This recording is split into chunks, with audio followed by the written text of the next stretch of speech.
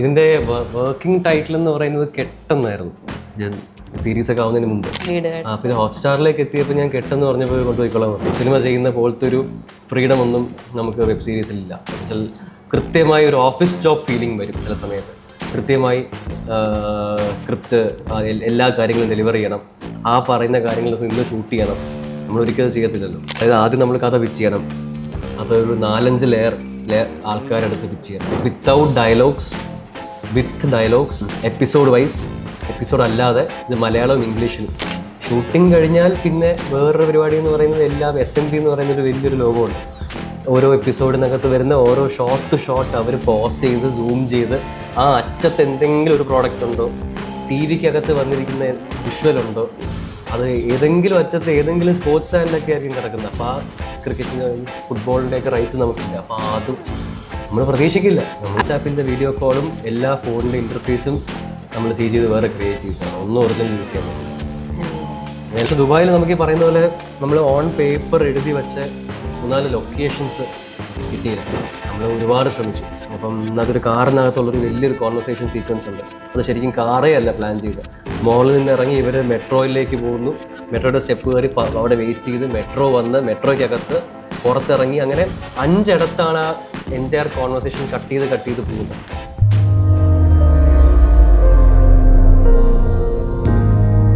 Cinema പ്രാന്തനിൽ നിന്ന് കൂടെ ഉള്ളത് director Vishnu Raghav. Welcome to cinema Pranthan. ആദ്യം തന്നെ ലവ് അണ്ടർ കൺസ്ട്രക്ഷൻ ആണ് ഇപ്പം ഏറ്റവും പുതിയ വിശേഷം. ഈ ഒരു ടൈറ്റിലേക്ക് എത്തിയത് എങ്ങനെയാണ്? ലവ് ഉണ്ട്, അതുപോലെ തന്നെ വീട് പണി, അപ്പം അണ്ടർ കൺസ്ട്രക്ഷൻ, ഇത് ഒരുമിച്ചാക്കി ഈ ഒരു ടൈറ്റിൽ ഫോം ചെയ്തത് എങ്ങനെയായിരുന്നു? ഇതിന്റെ വർക്കിംഗ് ടൈറ്റിൽ എന്ന് പറയുന്നത് കെട്ടെന്നായിരുന്നു. ഞാൻ സീരീസ് ഒക്കെ ആവുന്നതിന് മുമ്പ്. കെട്ടെന്ന് പറയുമ്പോൾ 2 അർത്ഥം ഉണ്ടല്ലോ. പിന്നെ ഹോട്ട്സ്റ്റാറിലേക്ക് എത്തിയപ്പോൾ ഞാൻ കെട്ടെന്ന് പറഞ്ഞപ്പോൾ കൊണ്ടുപോയിക്കോളാൻ പറഞ്ഞു. കാര്യം അവർക്ക് ഇങ്ങനെ ഒരു പാൻ ഇന്ത്യൻ മലയാളത്തിലുള്ള റീജിയണൽ പേരിടാൻ പറ്റില്ല. അപ്പോൾ എനിക്ക് വേറെ പേരില്ല. അപ്പോൾ ഞാനിത് എന്ത് ചെയ്യണമെന്ന് ആലോചിച്ചുകൊണ്ടിരുന്ന സമയത്ത് രഞ്ജിത്തേട്ടൻ്റെ പ്രൊഡക്റ്റ് പ്രൊഡ്യൂസർ രഞ്ജിത്തേട്ടൻ്റെ മോളാണ് സജസ്റ്റ് ചെയ്തത് കെട്ടിനെ ലവ് അണ്ടർ കൺസ്ട്രക്ഷൻ എന്ന് ആക്കാമെന്ന്. അപ്പോൾ എനിക്ക് ആ സമയത്ത് ഇത് വർക്കാവും. കാര്യം എൻ്റെ ഉദ്ദേശം എന്ന് പറയുന്നത് ഒരു പേരിൽ 2 അർത്ഥം വരിക എന്നുള്ളതാണ്. അപ്പോൾ അത് ഹോട്ട്സ്റ്റാറിന് വർക്കായി. കാര്യം അവർക്ക് ഇംഗ്ലീഷ് കൺവിൻസിങ് ആയിരുന്നു. ഒരു ഇംഗ്ലീഷ് ടൈറ്റിൽ വേണമെന്നുള്ളതായിരുന്നു അവരും പറഞ്ഞത്. അപ്പം അങ്ങനെ എൻ്റെ കോൺട്രിബ്യൂഷൻ അല്ല. ഓക്കെ. അപ്പോൾ ഈ ഒരു ടോപ്പിക്കും അതുപോലെ തന്നെ പറഞ്ഞ പോലെ തന്നെ ലവും ഒരേ സമയത്ത് പോകുന്നു, ഒരു വീടിൻ്റെ കൺസ്ട്രക്ഷനും. ഇതിൽ തന്നെ പറയുന്നുണ്ട് നമ്മുടെ ഏറ്റവും മോശം സമയത്തായിരിക്കും ഈ പറഞ്ഞ വീട് പണിയും അതുപോലെ കല്യാണം അങ്ങനെയുള്ള കാര്യങ്ങൾ നടക്കുന്നത്. അത്തരത്തിലുള്ള ഈ ഒരു കോൺസെപ്റ്റിലോട്ട് എത്തിയത് എങ്ങനെയായിരുന്നു? ഇത് ഒരുപാട് കാര്യങ്ങൾ കറങ്ങി തിരിഞ്ഞ് സ്ലോട്ടിൽ വീണതാണ്. ഇപ്പം എൻ്റെ ഒരു അടുത്ത സുഹൃത്തിൻ്റെ ഒരു കല്യാണം അല്ലെങ്കിൽ ഒരു വലിയ മേജർ ഇവൻറ്റ് ഞാൻ ഒരു ദിവസം കാണുന്നുണ്ടായിരുന്നു. അപ്പോൾ അതിങ്ങനെ ഭയങ്കര സംഭവമായിട്ട് നിൽപ്പുണ്ട്. വേറെ ആൾക്കാരുടെ അടുത്ത് പോയിട്ട് ഇങ്ങനെ ഒരു കാര്യം ഞാൻ കണ്ടു എന്ന് പറയാൻ പറ്റുന്നൊരു ഹാഫ് ഡേ ഇവൻറ്റ്. അപ്പോൾ അതവിടെ കിടപ്പുണ്ട്. പാരലി ദുബായിലുള്ള എൻ്റെ ഒരു സുഹൃത്തിൻ്റെ ലൈഫിൽ വേറൊരു മേജർ സംഭവം നടന്നു. ഇപ്പോൾ അത് നമുക്ക് തമാശയായിട്ട് പറയാം, പക്ഷെ അന്ന് അതൊരു ഡാർക്ക് ഹ്യൂമർ ആയിരുന്നു. അപ്പോൾ ഇത് രണ്ടും ഒരു സ്ഥലത്തുനിന്ന് തുടങ്ങി മറ്റേ ആദ്യം ഞാൻ കണ്ട ഇവൻറ്റിലേക്കൊരു കഥ കിടപ്പുണ്ടല്ലോ എന്നൊക്കെ ഞാൻ ചിന്തിച്ചു. പാരലി ഏതോ കോൺവെർസേഷൻ്റെ ഇടയിൽ ഈ വരവേൽപ്പ് മിഥുനം പോലത്തെ ഫ്ലേവറുള്ള കഥ ഇന്നില്ലല്ലോ. അപ്പോൾ ഇത് അങ്ങനെ ഒരു തോട്ട് വന്നപ്പോൾ ഇതിനകത്ത് അങ്ങനെ ഒരു സാധ്യതയുണ്ടെന്നും അത് അത്തരത്തിലുള്ളൊരു കഥ റീറ്റെൽ ചെയ്യാന്നുള്ളൊരു വേറൊരു രീതിയിൽ ഇത് അവതരിപ്പിക്കാമല്ലോ എന്നുള്ള തോട്ടിലാണ് എന്നാ പിടിക്കാം എന്ന് അങ്ങനെ ചിന്തിച്ചെത്തിയതാണ്. അതേ ഉള്ളൂ. ഇതിനിടയ്ക്ക് ഈ ലവ് സ്റ്റോറിയും വീട് പണിയും അതിൽ കുറച്ച് എനിക്ക് അട്രാക്റ്റീവായിട്ട് തോന്നി അജു ചേട്ടൻ ചെയ്ത പപ്പേട്ടൻ എന്ന് പറയുന്ന ഒരു ക്യാരക്ടർ ഉണ്ട്. ലൈക്ക് ആ ക്യാരക്ടർ പ്ലേസ്മെന്റിനെ പറ്റി തന്നെയാണ് ചോദിക്കാനുള്ളത്. ഈ ലവ് സ്റ്റോറി വീട് പണി അതിനിടയ്ക്ക് പപ്പേട്ടൻ ഏത് രീതിയിലും വേണമെങ്കിൽ ആവാം, ഒരു ഫണ്ണാകാം, സീരിയസ് ആകാം. പക്ഷെ ആളെ നോക്കിക്കഴിഞ്ഞാൽ ഒരു ടിപ്പിക്കൽ തന്ത വൈബ്, ഇപ്പൊ പറയണം സോക്കോൾഡ് തന്ത വൈബ്. ആൾക്ക് അങ്ങനെ ഒരു ക്യാരക്ടർ കൊടുക്കാമെന്ന് തീരുമാനിച്ചത് എന്തുകൊണ്ടായിരുന്നു? മെയിൻ റീസൺ എന്ന് പറയുന്നത് ഇത് ലവ് അണ്ടർ കൺസ്ട്രക്ഷൻ എന്ന് പറയുന്നതിനകത്ത് പോലും സബ് ടെക്സ്റ്റ് ഉണ്ട്.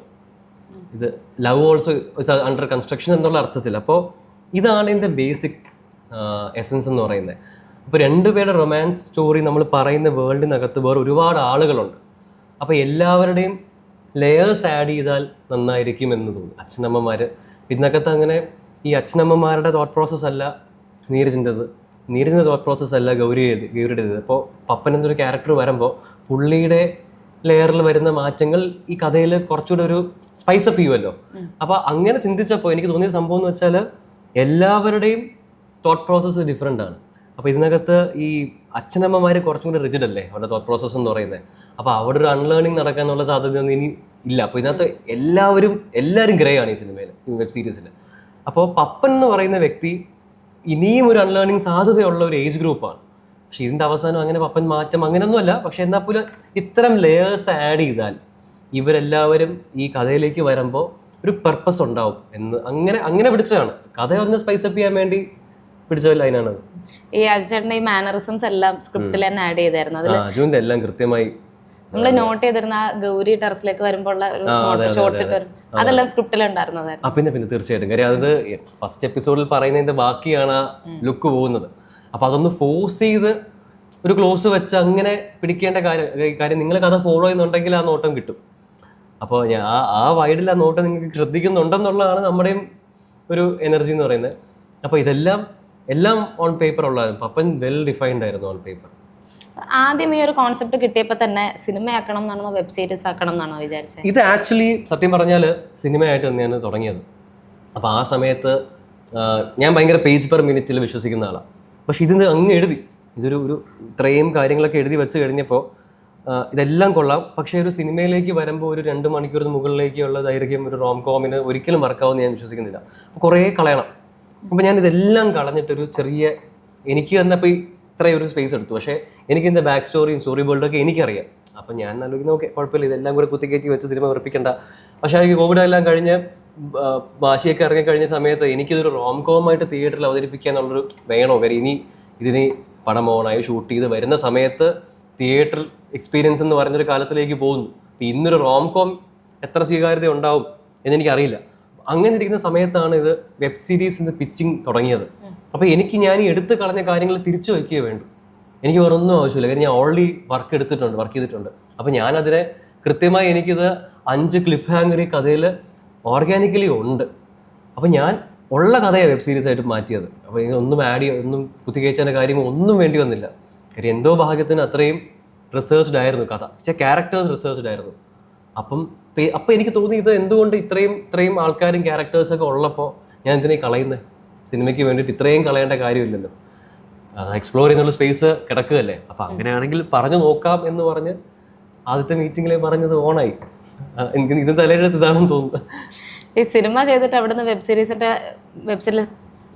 സീരീസിലേക്ക് വന്നപ്പോൾ ഈ ഒരു പ്രൊഡക്ഷനിൽ വരുന്നൊരു വ്യത്യാസം ഉണ്ടല്ലോ, അതായത് സിനിമ മേക്കിങ്ങിൽ വരുന്നൊരു വ്യത്യാസം ഉണ്ടല്ലോ, അത് എങ്ങനെയായിരുന്നു?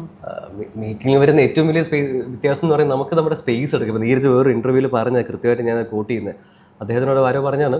അതായത് ഡയലോഗ് ടു ഡയലോഗിന് ഇടയ്ക്കുള്ള ബ്രേക്കുകൾ ചിലപ്പോൾ സിനിമയിലാണെങ്കിൽ കട്ട് ചെയ്ത് പോകും. ഇവിടെ അത് കാണിക്കുക എന്നുള്ളൊരു സ്പേസ് ഉണ്ട്. അപ്പോൾ ആ ഒരു പേസ് പിടിക്കുക എന്നുള്ള ഒരു സ്പേസിങ് നമുക്കിവിടെ ഉണ്ടാവും. പക്ഷെ ഞാൻ പൊതുവേ ഇങ്ങനെ പോകുന്ന പരിപാടിയാണ്. എന്നാൽ പോലും വേറൊരു മേജർ ഡിഫറൻസ് എന്ന് പറയുന്നത് മേക്കിങ്ങിനെക്കാളും പ്രൊഡക്ഷൻ സൈഡിലേക്ക് വരുമ്പോൾ ഭയങ്കര ഡിഫറൻസ് ആണ്. നമ്മൾ സിനിമ ചെയ്യുന്ന പോലത്തെ ഒരു ഫ്രീഡം ഒന്നും നമുക്ക് വെബ് സീരീസിലില്ല. എന്നുവെച്ചാൽ കൃത്യമായി ഒരു ഓഫീസ് ജോബ് ഫീലിംഗ് വരും ചില സമയത്ത്. കൃത്യമായി സ്ക്രിപ്റ്റ് എല്ലാ കാര്യങ്ങളും ഡെലിവർ ചെയ്യണം. ആ പറയുന്ന കാര്യങ്ങൾ നിന്ന് ഷൂട്ട് ചെയ്യണം. നമ്മൾ ഒരിക്കലും ചെയ്യത്തില്ലല്ലോ. നമ്മൾ ഈ വരുന്ന മാറ്റങ്ങളെല്ലാം അപ്പോൾ അപ്ഡേറ്റ് ചെയ്യണം. എന്തെങ്കിലുമൊക്കെ ഉണ്ടെന്നുണ്ടെങ്കിൽ എടാ അത് ചെയ്തേക്കണമെന്ന് പറയാൻ പറ്റൂല. നമ്മളെടുത്ത് മെയിലെടുത്ത് അയക്കണം. ചെയ്തിട്ടുണ്ടെന്ന് പറയാൻ പറ്റൂല. ചെയ്തിട്ടുണ്ട്, താങ്ക്സ് ആൻഡ് റിഗാർഡ്സ് എന്ന് പറയും. ഈ എല്ലാം ഭയങ്കര കോർപ്പറേറ്റ്, അത് നമ്മൾ യൂസ് ടു അല്ലല്ലോ. നമുക്ക് ഹോട്ട്സ്റ്റാറായിട്ടുള്ള അസോസിയേഷൻ അതുകൊണ്ടാണോ ഇങ്ങനെ? അത് കോർപ്പറേറ്റ്സ് ആണ്. അപ്പോൾ നമ്മൾ സിനിമ ചെയ്യുമ്പോൾ നമ്മൾ ആരുടെ കൂടിപ്പോയാൽ പ്രൊഡ്യൂസറിൻ്റെ അടുത്ത് അതിൻ്റെ മുകളിലേക്കൊന്നും ഇല്ലല്ലോ. ഇതങ്ങനല്ല. നമ്മുടെ മുകളിലേക്ക് വേറൊരു ലോകം കിടപ്പുണ്ട്. കൊച്ചി കഴിഞ്ഞ് മുംബൈ കഴിഞ്ഞ് ചെന്നൈ എന്നൊക്കെ പറഞ്ഞ് ഒരുപാട് ആളുകൾ ഇവരുടെ എല്ലാ അപ്രൂവൽ, എന്ത് കാര്യത്തിനും ഒരു 5 മെയിൽ വെള്ളിയാഴ്ച അപ്രൂവൽ കിട്ടില്ല, മൺഡേ ആവണം. അപ്പം അങ്ങനെ അത് ഭയങ്കര ഡിഫറൻസ്. നമ്മൾ ആർക്കും പരിചയമില്ലാത്തൊരു ഏരിയ അല്ലേ. അത് ഭയങ്കര ഡിഫറൻസ് ആണ്. അപ്പോൾ ഈ വീക്കെൻഡ്സ് ഷൂട്ടൊക്കെ ബുദ്ധിമുട്ടായിരുന്നു? സിനിമ കഴിഞ്ഞിട്ടുള്ള പരിപാടി ഷൂട്ടിങ്ങിന് അങ്ങനെ ഒന്നും ബാധിക്കുന്നില്ല. ഷൂട്ടിങ്ങിൽ ഈ പറയുന്ന പോലെ കൃത്യമായിട്ടൊരു മോണിറ്റർ ചെയ്യും. എല്ലാ ദിവസവും ഷൂട്ട് ചെയ്യുന്ന എന്തൊക്കെയാണ്, സ്ക്രിപ്റ്റിൽ നിന്ന് മാറ്റം വരുത്തിയിട്ടുണ്ടോ, അത് ഉണ്ട്. നമ്മുടെ മുകളിൽ വേറെ ഒരു എൻറ്റയർ ഒരു കോർപ്പറേറ്റ് സ്ട്രക്ചർ ഇരിപ്പുണ്ട് നമ്മളെ മോണിറ്റർ ചെയ്യാൻ. അത് ഭയങ്കര ഡിഫറൻസ് ആണ്. അത് ഇറങ്ങി കഴിയുമ്പോഴേ അതിൻ്റെ ഒരു ബുദ്ധിമുട്ടല്ല. ബുദ്ധിമുട്ടാണെങ്കിൽ നമ്മൾ പോകേണ്ട കാര്യമില്ല. പക്ഷെ നമ്മൾ യൂസ് ടു അല്ല എന്നുള്ളതാണ്. ശരിക്കും ഹോട്ട്സ്റ്റാറുമായിട്ടുള്ള പ്രൊസീജിയേഴ്സ് എങ്ങനെയാണ്? ലൈക്ക് ഫ്രം സ്ക്രാച്ച് തൊട്ട് എൻഡ് വരെ ഉള്ളതൊന്ന് പറയാമോ? എൻ്റെ പൊന്നെ മറന്നു എന്നുള്ള സത്യം. അതായത് ആദ്യം നമ്മൾ കഥ പിച്ച് ചെയ്യണം. അതൊരു 4-5 ലെയർ ആൾക്കാരെടുത്ത് പിച്ച് ചെയ്യണം. ഇതെല്ലാം മലയാളത്തിലും ഇംഗ്ലീഷിലും എൻറ്റയർ 1 ലൈൻ, അത് 1.5 പേജിൽ വിത്തൗട്ട് ഡയലോഗ്സ്, വിത്ത് ഡയലോഗ്സ്, എപ്പിസോഡ് വൈസ്, എപ്പിസോഡ് അല്ലാതെ ഇത് മലയാളവും ഇംഗ്ലീഷിലും ഇതെല്ലാം കൊടുക്കണം. ഇതെല്ലാം അപ്രൂവ് ആവണം. അത് ചിലപ്പോൾ 1 ലൈൻ അപ്രൂവ് ആയേക്കാം, വിത്തൗട്ട് ഡയലോഗ്സ് അപ്രൂവ് ആയേക്കാം, ഡയലോഗ്സിലേക്ക് വരുമ്പോൾ ചിലപ്പോൾ അപ്രൂവ് ആകാതിരിക്കാം. അത്രയും കാര്യങ്ങൾ. പിന്നെ പല ലെയർ ഓഫ് ആൾക്കാരാണ് ഇത് സ്ക്രൂട്ടനൈസ് ചെയ്യുന്നത്. അപ്പോൾ എല്ലാവർക്കും അഭിപ്രായം ഉണ്ടാവും. ഇതെല്ലാം നമ്മൾ ചെയ്യേണ്ടി വരും.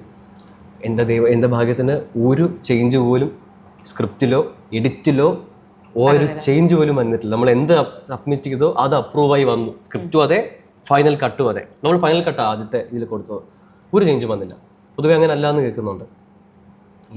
അത് കഴിഞ്ഞ് പിച്ച് ഡെക്ക്, ഇതിൻ്റെ ഒരു മേജർ ഹെഡ് ഏക്ക് പാർട്ട് ഞാൻ നടന്നിട്ടില്ല. അത് ഫുൾ രഞ്ജിത്തേട്ടൻ തന്നെയാണ് ചെയ്തത്. പക്ഷേ ഇങ്ങനെയെല്ലാം PPT ആണ്. ഷൂട്ടിംഗ് കഴിഞ്ഞാൽ പിന്നെ വേറൊരു പരിപാടി എന്ന് പറയുന്നത് എല്ലാം SNB എന്ന് പറയുന്നൊരു വലിയൊരു ലോകമുണ്ട്. ഓരോ എപ്പിസോഡിനകത്ത് വരുന്ന ഓരോ ഷോട്ട് ടു ഷോട്ട് അവർ പോസ് ചെയ്ത് സൂം ചെയ്ത് ആ അറ്റത്ത് എന്തെങ്കിലും ഒരു പ്രോഡക്റ്റ് ഉണ്ടോ, TV-ക്കകത്ത് വന്നിരിക്കുന്ന വിഷ്വൽ ഉണ്ടോ, അത് ഏതെങ്കിലും അറ്റത്ത് ഏതെങ്കിലും സ്പോർട്സ് ചാനലൊക്കെ ആയിരിക്കും കിടക്കുന്നത്. അപ്പോൾ ആ ക്രിക്കറ്റിന് ഫുട്ബോളിൻ്റെയൊക്കെ റൈറ്റ്സ് നമുക്കില്ല. അപ്പോൾ അതും നമ്മൾ പ്രതീക്ഷിക്കില്ല. അങ്ങനെ വന്നു കഴിഞ്ഞപ്പോൾ എന്ത് ചെയ്യും? അത് CG വിടണം. ഒക്കെ കൂടെ പോകുന്ന ഏത് പ്രോഡക്റ്റ് ഉണ്ടെങ്കിലും നമ്മളത് മാറ്റണം. പിന്നെ നമുക്ക് പല വാട്സാപ്പ്, ഫേസ്ബുക്ക് എന്നൊക്കെ പറയുന്ന ഒന്നും ഒരു വേറൊരു പ്രോഡക്റ്റ് നമുക്ക് കോൺവെർസേഷനിൽ കൊണ്ടുവരാൻ പറ്റില്ല.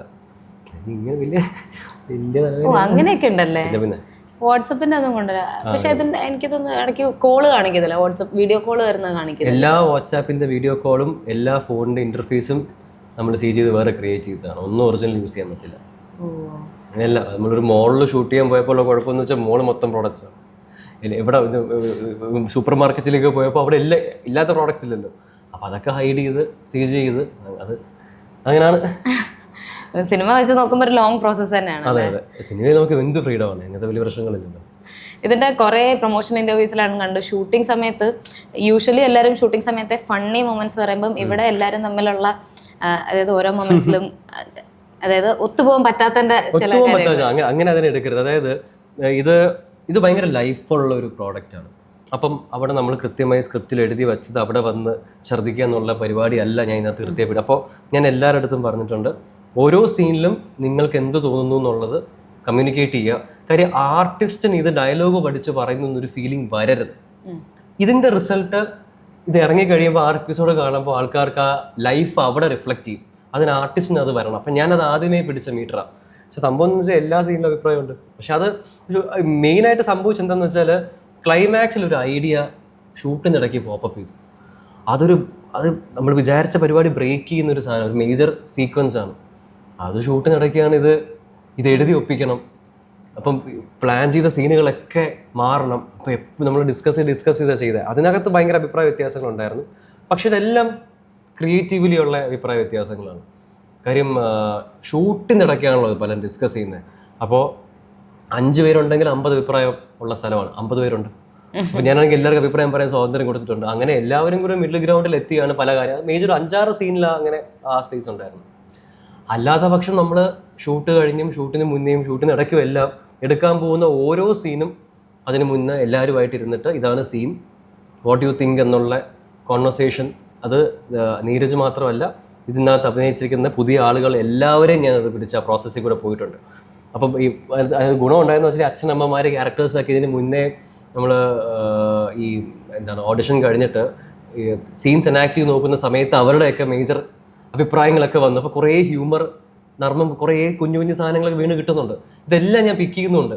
അപ്പോൾ അങ്ങനത്തെ ഒരു സംഭവം ഉണ്ടല്ലോ, ഞാൻ ഡിസൈൻ ചെയ്ത് വെച്ച സീനുകൾ അവർ വന്നു കഴിയുമ്പോൾ ഞാൻ എന്താ അവിടെ പോയിരുന്നത് പറയട്ടെ, ഞാൻ ആ സാധനം ആ പ്രോപ്പർട്ടി യൂസ് ചെയ്യാം എന്ന് പറയുന്നൊരു ഫ്രീഡം ഉണ്ടല്ലോ.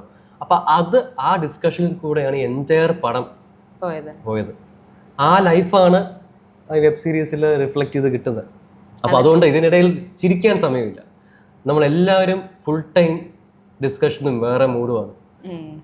അല്ല എൻജോയ് ചെയ്ത പ്രോസസ് ആയിരുന്നു എല്ലാവരും. അവരെല്ലാവരും പറഞ്ഞ അവർക്ക് അങ്ങനെ ഒരു സ്പേസ് പലർക്കും ഇപ്പം നീരജിനൊക്കെ അല്ലെങ്കിൽ അജുവിനൊക്കെ ആ പ്രിവിലേജ് ഉണ്ട്. ബാക്കി വരുന്ന ചില ആൾക്കാർക്ക് അങ്ങനത്തെ പ്രിവിലേജ് വരുന്നത് പറഞ്ഞിട്ട് പോകാന്നുള്ളത് മാത്രമേ ഉള്ളൂ. പക്ഷെ അവർ എല്ലാവരും ഇപ്പം ഇതിൻ്റെ ഗുണം എന്താണെന്ന് വെച്ചാൽ എല്ലാവരുടെയും പ്രോഡക്റ്റായിട്ട് എല്ലാവർക്കും തോന്നും. ഭയങ്കര ക്ലോസ് ടു ഹാർട്ട് ആവും എല്ലാവർക്കും. അപ്പം അവർക്ക് പെർഫോം ചെയ്യുന്ന സമയത്തും എന്ത് പറയാനുള്ള അവർക്ക് പറയാം. ഇപ്പം ഞാനാണ് ഫൈനൽ ചൂസ് ചെയ്യുന്നത് എന്ത് വേണം എന്ത് വേണ്ട എന്നുള്ളത്. ഞാൻ അത് മാത്രം എനിക്ക് ആവശ്യമുള്ള മാത്രമേ പിക്ക് ചെയ്താൽ മതിയുള്ളൂ. പക്ഷെ കോൺഷ്യസ് അല്ലാതെ അഭിപ്രായങ്ങൾ പറയാനുള്ള സ്പേസ് കൊടുക്കുകയല്ലേ, അത് എല്ലാവരും ഹാപ്പിയാണ്. ഇപ്പോൾ ഒരു ഡയറക്ടർ എന്ന രീതിയിൽ എനിക്ക് തോന്നുന്നു എല്ലാവർക്കും ഇങ്ങനെ ഒരേപോലെ അഭിപ്രായങ്ങൾ പറയാനുള്ള ഒരു സ്പേസ് കൊടുക്കുന്ന വളരെ ചുരുക്കമാണ്.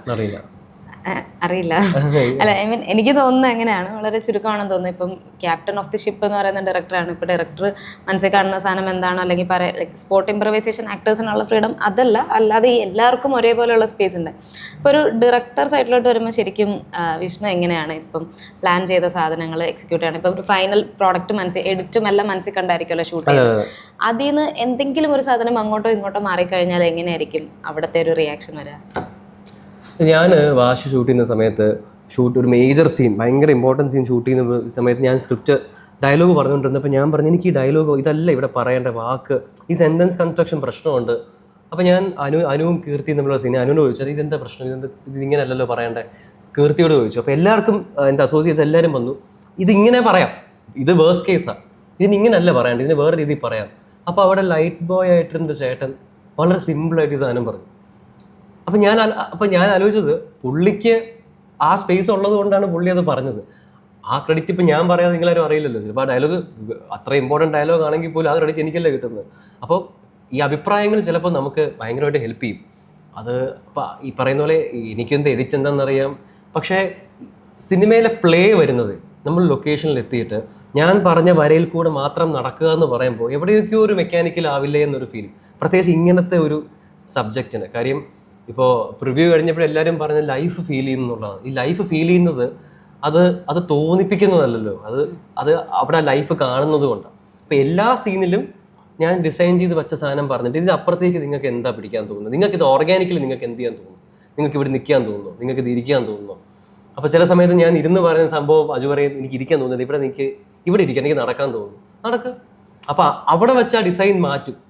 അതിനുള്ളൊരു സ്പേസ് ഈ പടത്തിനുള്ളത് കൊണ്ടാണ്. ചിലപ്പോൾ നാളെ വേറൊരു രീതിയിൽ പടം ചെയ്യുമ്പോൾ എനിക്ക് എൻ്റെ ആവശ്യം ഉണ്ടാവത്തില്ല, എനിക്കിവിടെ ലൈഫ് ആയിരിക്കില്ല എനിക്കിവിടെ വേണ്ടത്, എനിക്ക് കൃത്യമായി വേണ്ട ഞാൻ പറയുന്ന വഴി കൂടെ പോകണം എന്നുള്ള സംഭവം നമ്മൾ അങ്ങനെ പിടിച്ചാൽ മതിയല്ലോ. പക്ഷെ ഇതങ്ങനെ ചെയ്യേണ്ട ഒരു പടമല്ല എന്ന് തോന്നിയത് കൊണ്ടാണ് ഞാൻ ആ രീതിയിൽ മാറിയത്. പക്ഷെ അതിന് ഉള്ള റിസൾട്ട് ഉണ്ട്. ആക്ടിങ് സൈഡിൽ നിന്ന് ഡയറക്ഷനിലേക്ക് വന്നു ആൻഡ് വീണ്ടും ആക്ടിങ്ങിലേക്ക് തന്നെ നോക്കാൻ ഒരു താല്പര്യമുണ്ടോ? ആക്ടിങ് സൈഡ് വീണ്ടും നോക്കുന്നുണ്ടോ? ഞാൻ അങ്ങനെ ഒന്നും തേടി പോകാൻ ഉദ്ദേശിക്കുന്നില്ല. ഡയറക്ഷൻ ആണോ മെയിൻ ആയിട്ട്? പക്ഷേ എനിക്ക് കഴിഞ്ഞ 5-6 വർഷത്തിൽ വന്ന മാറ്റം എന്ന് പറയുന്നത് പേഴ്സണലി എനിക്ക് കോൺഫിഡൻസ് കൂടിയിട്ടുണ്ട്, ആക്ടിങ് ആണെങ്കിലും എന്താണെങ്കിലും. അപ്പോൾ എന്നെ തേടി വന്നാൽ ഞാൻ പോകുന്നല്ലാതെ ഞാൻ അങ്ങനെ ആക്ടിങ്ങിന്റെ പുറകെ ഞാനായിട്ട് ഇങ്ങനെ ചിന്തിക്കുമെന്ന് എനിക്ക് തോന്നുന്നില്ല. ഇവിടെ നിന്ന് ഇറങ്ങുമ്പോൾ ഞാൻ ഈ ചോദ്യം പോലും മറക്കാനുള്ള സാധ്യതയുണ്ട്. ഞാനായിട്ട് തേടി പോകാൻ സാധ്യതയില്ല. തേടി വന്നാൽ ചിലപ്പോൾ പെർസ്യൂ ചെയ്തേക്കാം. ഈ ആക്ടിങ്ങിൽ മുൻപ് അഭിനയിച്ച സമയത്ത് കൂടെ ഉണ്ടായിരുന്ന ആൾക്കാരൊക്കെ ലൈക്ക് കോ ആക്ടേഴ്സ് ആയിട്ടൊക്കെ ഉണ്ടായിരുന്നല്ലോ, അതിലൊന്നായിട്ട് നമ്മുടെ സാജിദഹ്യ ഉണ്ടായിരുന്നു പകിട സിനിമയിലൊക്കെ ഒരുമിച്ച്. കഴിഞ്ഞ മാസം സംസാരിച്ചായിരുന്നു. അല്ല ഞാനത് സാജിദയ്ക്കായിട്ടും ലൈക്ക് ആളുടെ കൂടെ ഉള്ള ഒരു എക്സ്പീരിയൻസും കൂടെ ചോദിക്കാനായിട്ട് വന്നായിരുന്നു. സാജിദ് നമ്മൾ ഇടയ്ക്കിടയ്ക്ക് ഇങ്ങനെ അവിടെ ഇപ്പോൾ ലാസ്റ്റ് ഞാൻ കണ്ടത് 1000 Babiesന്റെ പ്രിവ്യൂവിന് കണ്ടായിരുന്നു. അങ്ങനെ സ്ഥിരമായി കോൺടാക്റ്റിലുള്ള വ്യക്തിയൊന്നുമല്ല. പക്ഷെ ആദ്യം കണ്ട സമയത്ത് ഞാൻ അന്ന് ഷോർട്ട് ഫിലിം ചെയ്തിട്ട് നിൽക്കുകയാണ്. ഞാൻ അഭിനയത്തിൻ്റെ പേരെ കൂടെ ഷോർട്ട് ഫിലിം പിടിക്കുന്നു, സിനിമ ചെയ്യണമെന്ന് ആഗ്രഹമുണ്ട്.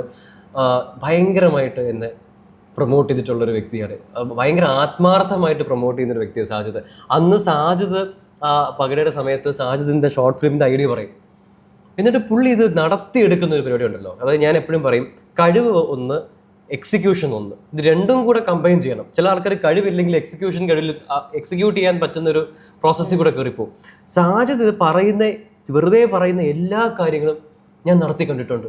എനിക്കൊരു അത്ഭുതമാണ് സത്യം പറഞ്ഞ സാജിദ്. ഇതിപ്പോൾ ഇങ്ങനെ ചോദിച്ചത് കൊണ്ട് പറയുന്ന ഷോർട്ട് ഫിലിംസ് ചെയ്തിട്ടുണ്ട്. ഈ ഷോർട്ട് ഫിലിം ചെയ്യുന്നതിൻ്റെ കൂട്ടത്തിൽ എൻ്റെ അടുത്ത് വെറുതെ എന്നോട് മാത്രമല്ല പലരോടും പറഞ്ഞിരിക്കുന്ന കഥകളൊക്കെ സിനിമയായി ഞാൻ കാണുന്നു.